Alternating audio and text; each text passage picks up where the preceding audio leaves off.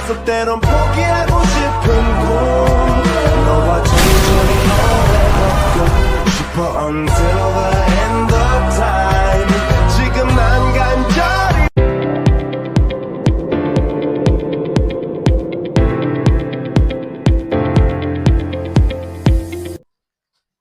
Halo semuanya, selamat datang di Ngobrol Realitas Digital. Bareng aku, Ridho Nugraha Nurjaya. Hari ini kita bakal ngobrolin tema yang menarik banget, yaitu hiperkonektivitas. Bukan cuma di kota besar, tetapi juga di dunia pertanian. Gimana sih konektivitas digital ini bikin petani sekarang bisa ikut terhubung langsung ke pasar lewat teknologi? Di sini aku udah bareng 3 teman ngobrol nih. Yang pertama ada Kang Ai. Halo Kang Ai. Halo semua, aku Kang Ai. Aku di sini bakal bahas bagaimana teknologi membuat dunia pertanian jadi makin terhubung lewat internet dan platform digital. Nah, yang kedua ada Kang Fajri nih. Halo Kang Fajri. Halo semua, saya Kang Fajri. Saya juga di sini akan bahas gimana perubahan sosial dan cara bertani ikut berubah gara-gara hiperkonektivitas yang semakin meluas ini. Nah, dan yang ketiga ini ada Ece cantik nih, Ciregita. Halo Ciregita. Halo semua, aku Ciregita. Di sini saya akan sedikit cerita tentang contoh nyata dari kelompok tani cabai Nusantara yang ada di Bangli.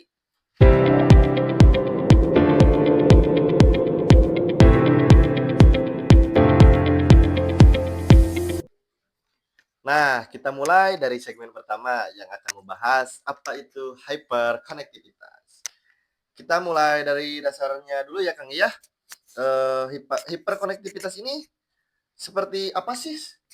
Singkatnya, hiperkonektivitas itu kondisi di mana semua orang, lembaga, bahkan sektor ekonomi saling terhubung tanpa batas teknologi. Ya, betul.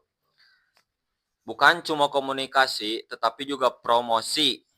Bahkan kerjasama terjadi real time. Jadi dunia ini semakin kecil, tetapi semakin padat.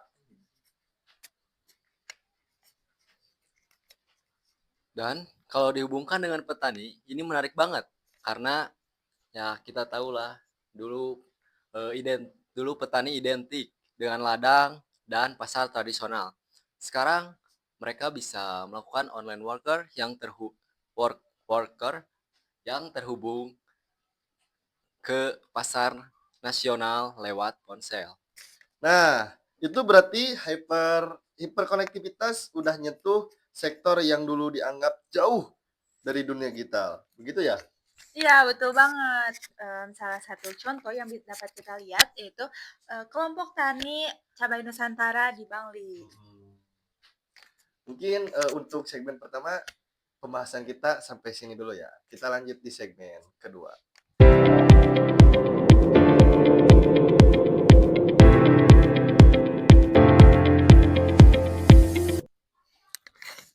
Halo, kembali lagi bareng kita pada segmen kedua kali ini. Kita akan membahas studi kasus petani di era digital. Yang pertama kita bakal lempar nih ke Ciregita. Gimana nih Ciregita? Jadi awalnya kelompok tani ini kesulitan untuk memasarkan hasil panennya. Nah, karena mereka memasarkan hanya ke pasar lokal dan juga lewat perantara, yang mana itu pasti untungnya kecil banget. Setelah itu ada pelatihan dari kampus Instiki. Nah, dari situ mereka belajar marketplace seperti Shopee dan juga Tokopedia. Nah, Dan itu juga bentuk nyata hiperkonektivitas. Petani yang tadinya terbatas jaringannya sekarang bisa menjangkau pembeli dari luar. Dengan menggunakan data, foto produk, dan komunikasi langsung antara petani dan juga pembeli. Semua berlangsung secara digital. Bener banget. Ini juga nunjukin bahwa hiperkonektivitas bukan cuma soal internet, ya betul. Tetapi perubahan pola pikir. Petani mulai sadar pentingnya akan branding, foto produk yang menarik, serta respon cepat ke pelanggan. Itu hal-hal yang dulu gak kepikiran di dunia tani atau pertanian ini.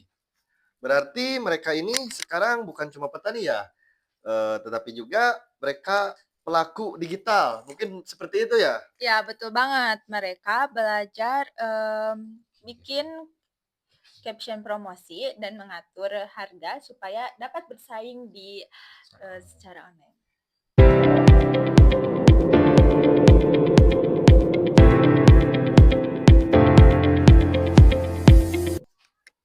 Pada segmen ketiga ini kita akan membahas dampak dan tantangan. Nah, tapi di balik kemajuan itu pasti ada tantangannya juga. Gimana nih Kang Fajri nih? Kalau tantangannya pasti jelas adalah ya. Pertama, gak semua petani itu paham teknologi. Betul. Pasti membutuhkan waktu untuk pelatihan, pendampingan, dan butuh waktu untuk beradaptasi. Betul. Yang kedua, konektivitas yang terlalu tinggi juga bisa bikin tekanan baru.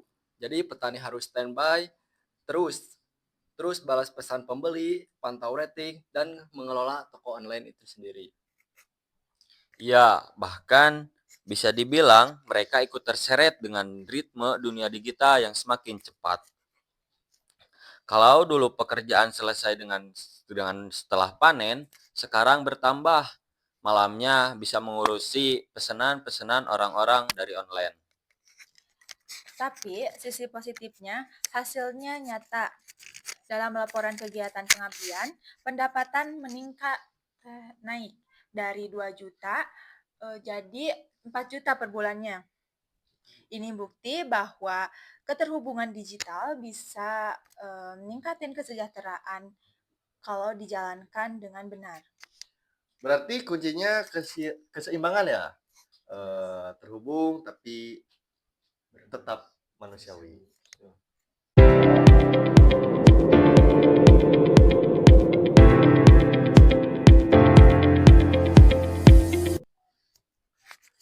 Pada segmen yang terakhir ini, kita akan membahas refleksi dan juga penutup. Tapi sebelum saya tutup, saya pengen dengar dulu nih dari akang-akang dan ece-ece pendapat kalian masing-masing. Apa itu makna hyperkonektivitas dari kisah kelompok tani yang kita sudah bahas? Kalau menurutku, hiperkonektivitas itu bukti bahwa teknologi bisa mengubah cara orang berbelanja.